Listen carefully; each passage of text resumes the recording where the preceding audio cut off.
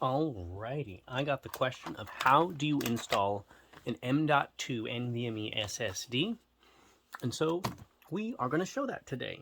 So this is an old Intel NUC unit, currently has a laptop hard drive in it, this guy here, and we are going to put one of these inside.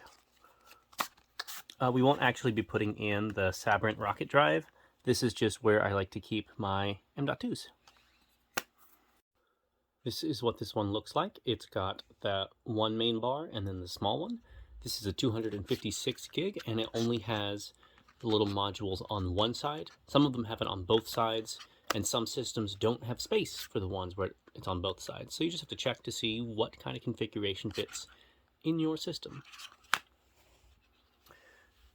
To do this one, just for ease of use, I'm going to pull out the two power cables here. What we are looking for is this little slot right here. We can see the long channel and the short channel, just like on our drive. And it's got the screw all the way over here, where it's going to bridge all the way across.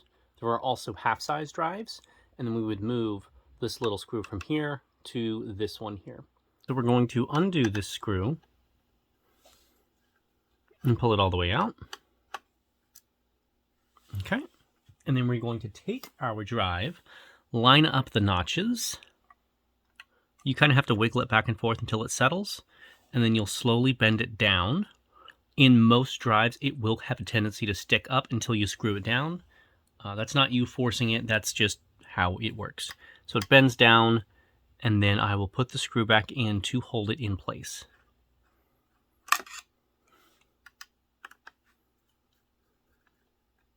Okay. All right, so that is the drive now installed. And I could run both of these drives in here or put an SSD in here in addition to the M.2 SSD. It's not strictly necessary because this now has all the components that it needs to run, and that's how you install an NVMe M.2 SSD.